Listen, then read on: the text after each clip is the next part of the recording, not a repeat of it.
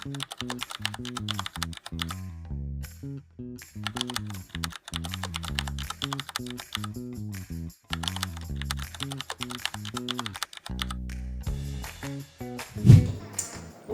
je suis directrice d'un établissement de formation pour adultes. Ça consiste à gérer tout le centre de formation, les plannings, l'administratif, les ressources humaines, etc.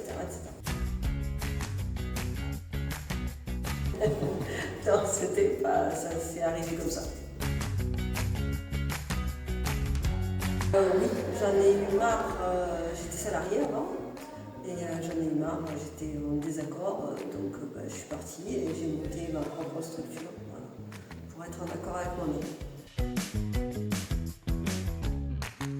Ouais, il y en a plein. On va dire que j'ai le droit de travailler le week-end, les jours fériés, les dimanches et les vacances, voilà. Et puis on a écopé des problèmes qu'on n'a pas à gérer quand on est salarié. C'est en plus de travail.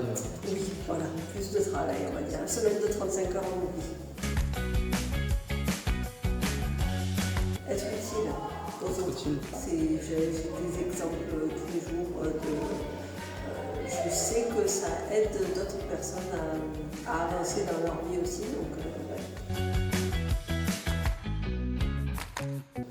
L'administratif, la comptabilité, la compta.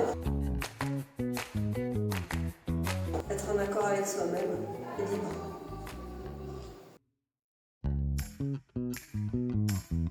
Il faut qu'il sache pourquoi il fait les choses et qu'une fois qu'il sait pourquoi il fait les choses, qu'il fonce, quoi. Il faut se connaître soi-même d'abord pour pouvoir choisir, avoir quelque chose qu'on ne regrette pas. Parce qu'à partir du moment où on sait pourquoi on fait ces choix-là, quoi qu'il arrive, on reste en accord avec soi-même, donc c'est bon, et ça le fait. Non, je pense pas. Je pense qu'il faut trouver du bonheur là où il est. Et c'est-à-dire que parfois le métier il va vous permettre d'avoir autre chose à côté qui est ça vous rend heureux. Et donc du coup c'est tout un équilibre. Le bonheur il n'est pas qu'au travail. Le bonheur c'est un tout.